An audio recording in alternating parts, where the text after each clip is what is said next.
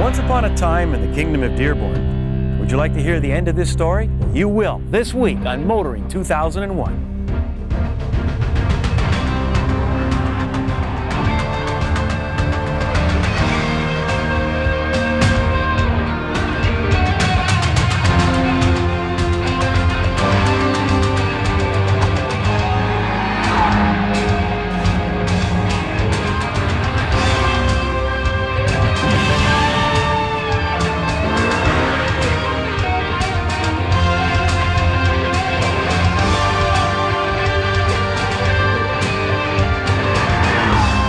TSN's Motoring 2001 is brought to you by Quaker State Motor Oils, formulated for the vehicles you drive and the way you drive them.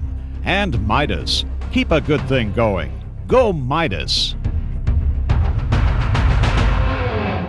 Remember when we were kids and Mom and Dad used to read us a bedtime story and the book always had a happy ending?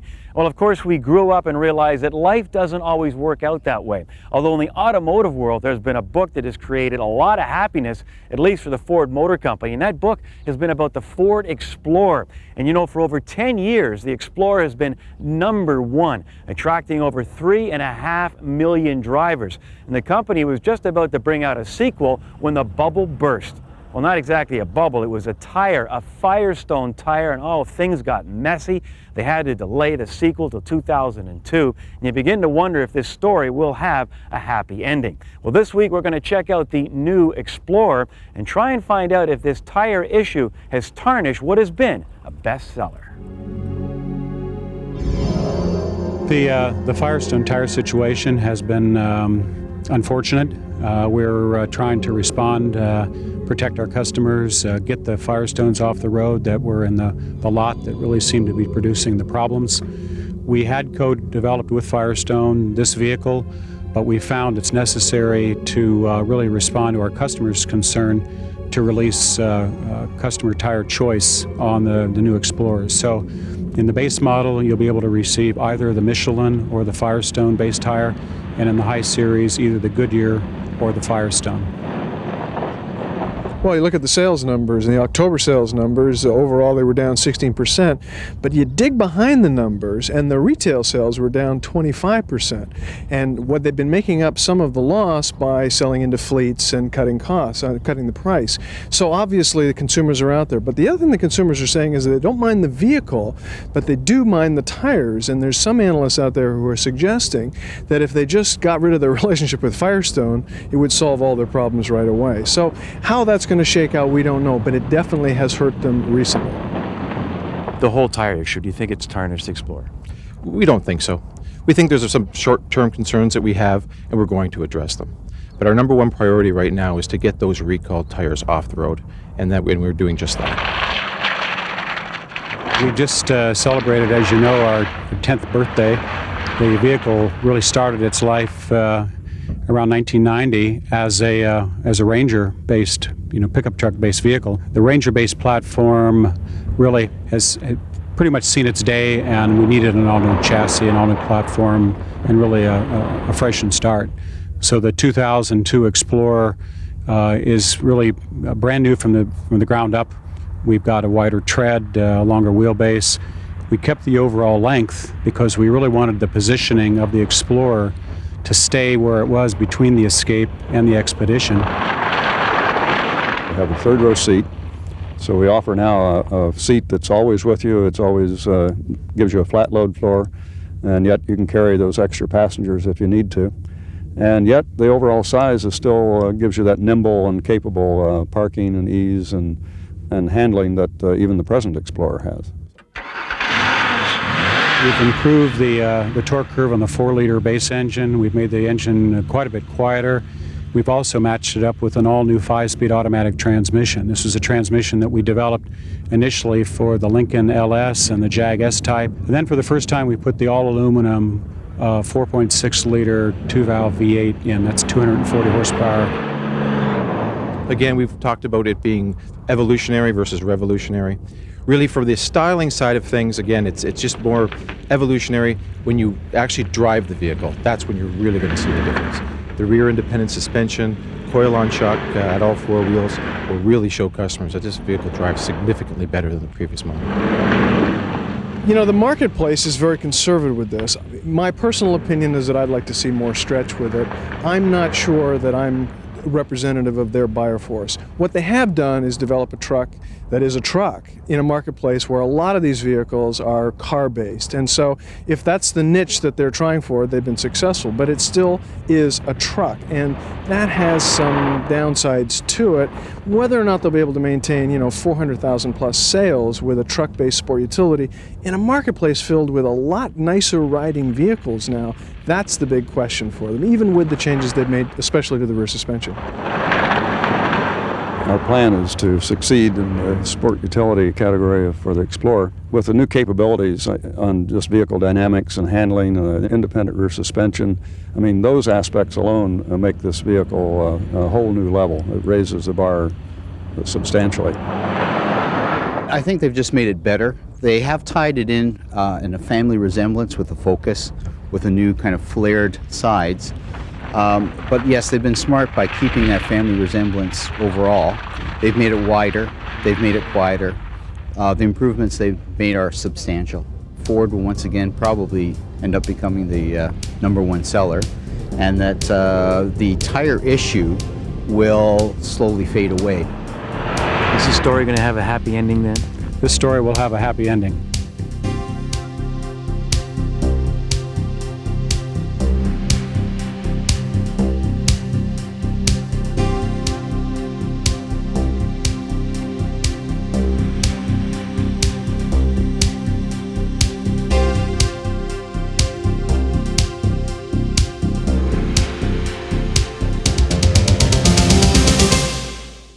Nice wheels, eh?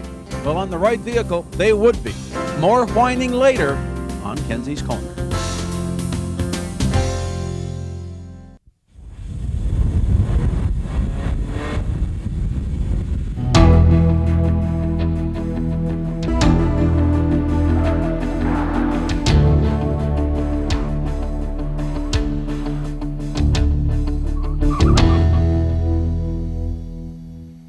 From cute and cuddly to rather formal. This week we take a look at the 2001 Hyundai Elantra.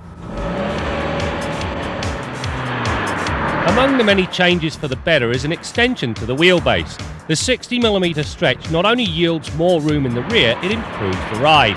Add to that McPherson struts up front and a multi-link design in back and gas-filled shocks all round, and you have a fairly competent package considering its entry-level status. In spite of the anti-roll bars both back and front, body roll is evident and the Elantra slips into understeer relatively early. That said, this car is more than competent, as the pylon test proved. The steering is both prompt and precise, and the P195 60R15 tyres deliver reasonable grip. Stopping power comes from a front disc rear drum design that delivers a solid pedal feel that's easily modulated. Air conditioning, cruise control, power windows, locks and mirrors. This thing's got the lot except ABS. When you got to stop in this slop, I'd gladly trade the power items for ABS. A revised version of Hyundai's 2-litre Beta engine supplies the power. With 140 horses and 133 pounds-feet of torque on tap, performance is spirited and more than up to class standards. The revisions are fairly extensive and include a couple of things for the better and one for the worse. A modified crank and combustion chambers bring a smoother idle and better response. The downside is an aggressive move to mechanical valve adjustment that's going to up the cost of maintenance. Married to this motor is a 4-speed automatic that includes Hyundai Intelligent Electronic Control. Now, this neural network is supposed to coordinate the shifts, making things nice and smooth. Two things irk about the transmission. First of all, there's little or no detent between drive and third. End up in third on the highway and you'll consume a lot more fuel than you otherwise should. The other problem, the transmission is quite frankly lazy. It doesn't like going down into first gear at about 5 to 8 kilometers an hour. It should. Provided you remember to select the right gear, the Elantra is quiet in operation with little wind, engine or road noise filtering back. Add to that some hydraulic engine mounts and the improvement in the level of refinement is remarkable given the $17,000 price tag. You know, not only did Hyundai clean up the exterior look, they also worked wonders inside. Specifically, the plastic on the dash and the steering wheel has a quality texture and feel to it. The instrumentation is logically presented, and the fabric they use in the door panels and on the seats, well, it no longer feels as though it comes from a dollar store. Even the radio, well, it sounds great, but therein lies the rub. The buttons are tiny and almost impossible to use with a glove hand. On the safety front, the Elantra is remarkably well equipped with the exception of those anti-lock brakes. Along with second-generation airbags, the car includes a sensor that monitors the passenger seat for occupation. Now, if it happens to be empty, the airbag does not deploy, which cuts the cost of repair. Elsewhere, there are 3-point seat belts in all seating positions, as well as pre-tensioners and load limiters for the front belts. You know, it used to be that the Elantra was considered the cheaper alternative to most of its competitors. The revised style and addition of some substance, well, it's now the equal of its competitors. But it still enjoys that price advantage, which is how I afforded my ride home. Wait!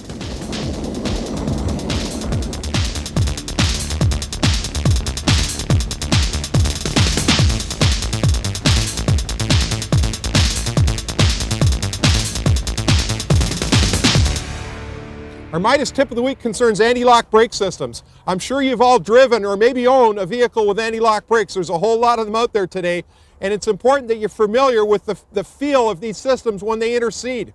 Anti-lock brake systems usually provide some kind of pedal kickback or feedback through the pedal to tell you that they're doing their thing. And in many cases, there's also noise associated with the onset of the anti-lock brake system. Make sure you're familiar with it, and if you're not, I suggest that you have somebody take you out for a drive on a secluded section of wet pavement and familiarize yourself with just what it feels like when that anti-lock brake system does intercede.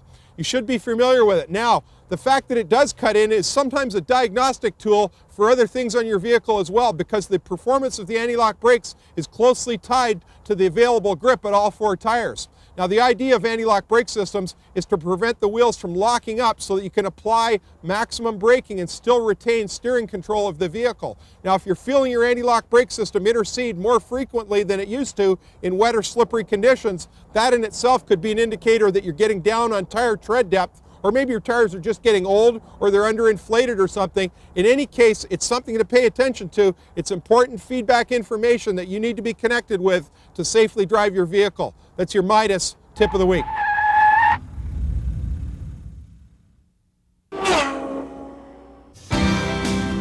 Meet the new F-150 for the year 2001, and when I say that, I think we should be hearing some applause, because for the past 6 years, the F-150 has been the top-selling vehicle in Canada, and we're talking car and truck, and it's been the #1 selling truck for the past 34 years. And you know, the first pickup truck came off the assembly line in 1928. It was really a Model T Ford with the back end chopped off, and it sold for $281. And since then, of course, the pickup is king of the road. And just when you think you've seen every configuration in a pickup, Ford has come along and built a brand new one. But I think this one might have Henry Ford rolling in his grave, because the inspiration behind the new pickup is based on the heritage of a motorcycle.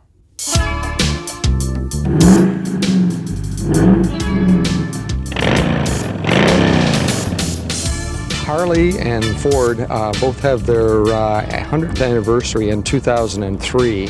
And being both strong North American brands, it was thought that bringing the two of them together would provide a lot of synergy and allow us to provide an image model for both brands that would resonate in the marketplace. The alliance is there to perpetuate the lifestyle of Harley Davidson and the power and the prestige that Ford brings to the table.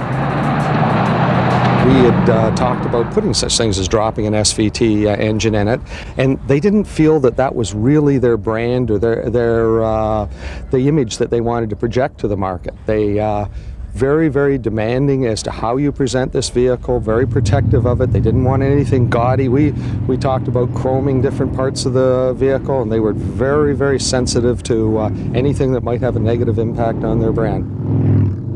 The co-branding that originated in the truck is really tied to the Harley Davidson mystique associated with the brand. And the bar and shield trademarks that are used in it is really applied distinctively and very eloquently throughout the truck. It's done that for a purpose, to be distinctive in the marketplace. Well, I drove it and I kind of liked it. It's got a lot of zip to it. It's very flashy. The wheels on it look super, and it gets a lot of looks. There's no doubt about it. Ironically, a lot of our retailers across Canada have purchased that truck as part of their fleet. It was an interesting experiment to work with them. We both learned a lot, I think. Would you give up your bike for a truck? Now that's a tough question. In the winter, yes, but not in the summer.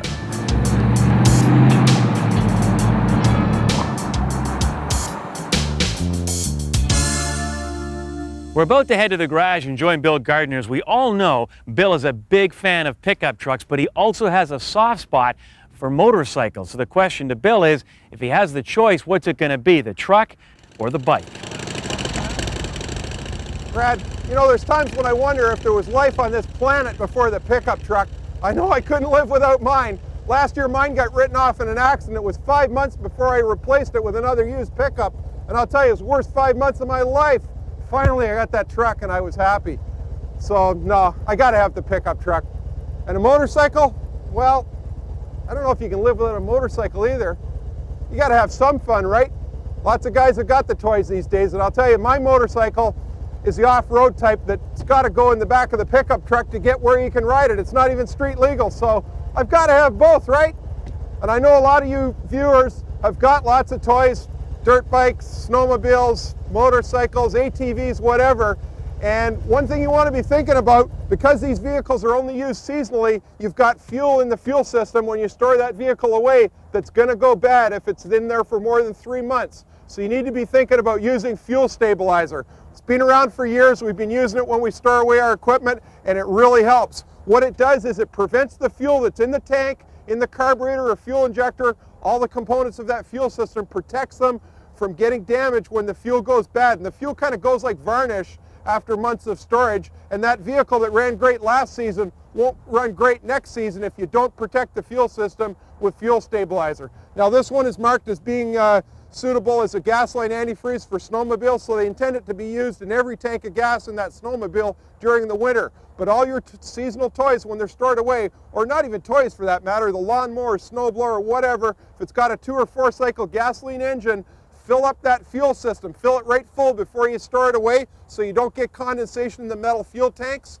and add stabilizer to it. Run the engine for a few minutes so the stabilizer gets into the carburetor or fuel injectors as well, and then you lay away that equipment. Now there may be other steps too important to storing that vehicle away depending on whether it's heated or unheated storage, but fuel stabilizer is an absolute must for your fuel system. If you laid away your boat or snowmobile last season without it, you might want to think about getting some in there and starting it up briefly. Till next week, I'm Bill Gardiner for Motoring 2001.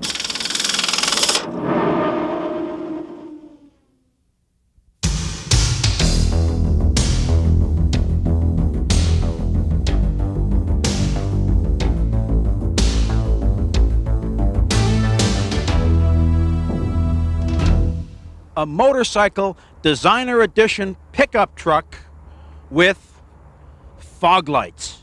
Now, is that the triple crown of I just don't get it motoring or what? Now, I know I've ragged on all of these things individually over the years, but this is a perfect opportunity for me to get some of my major beefs all covered in one compact segment. That is efficiency. Speaking of efficiency, we're not talking about pickup trucks. A 5,000-pound vehicle that seats 2, no place to put a briefcase in out of the rain, gets maybe 10 miles per gallon. That makes a lot of sense in today's economy, doesn't it? Now, this is the extended cab version, but look here. Brad has put his $5,000 video camera tripod in the pickup bed where anybody can steal it because he's afraid of putting it inside and scratching the nice leather interior. Leather interior? Come on. Chrome running boards, chrome alloy wheels on a truck. You gotta be nuts. Now, if you need a pickup truck, I've always said I got no problem with that. But to drive around in something like this, you got to be brain dead. And if you aren't brain dead already, well, here's a motorcycle for you. Check this out. Now, again, I've got no problem if you want to ride in the dirt and have some fun. That's no crazier than downhill skiing or car racing. I do both of those. But to drive around in traffic, you got to be crazy. And look at this helmet. You might as well have a piece of Tupperware on your head. If you aren't brain dead already, as I said, you soon will be. You'll be out of your mind, possibly out of your body. And of course, let's go back to my favorite, the fog lights. Now, in the old days, you had to make a conscious decision to buy something as stupid and pointless as fog lights because they were aftermarket. Nowadays, the car makers are putting them as standard on almost everything they make. And of course, if you have them in their car, you feel you have to have them on so they shine right into my rearview mirror.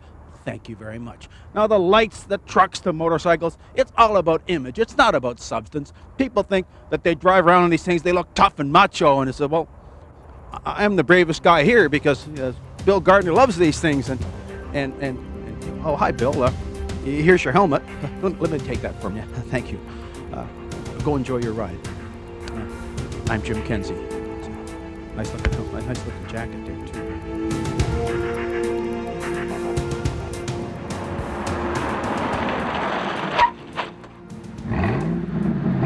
That's the sound of a 5.4-liter supercharged V8, 380 horsepower, 0 to 60 in 5.8 seconds. And that makes the 2001 Ford Lightning the fastest out-of-the-box pickup truck in the world.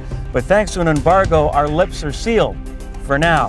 But stay tuned as we continue to bring you more stories about cars and the people who drive them.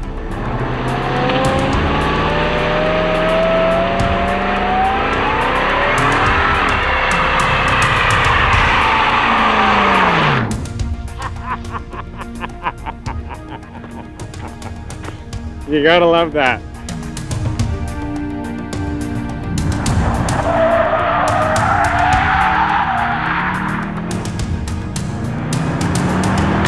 The technology in rallying is as high as any other motorsport, even Formula 1 and touring car racing. You've got active differentials, active transmissions, active suspensions. You know, rally cars nowadays are $500,000 cars. TSN's Motoring 2001 has been brought to you by Quaker State Motor Oils, formulated for the vehicles you drive and the way you drive them. And Midas. Keep a good thing going. Go Midas.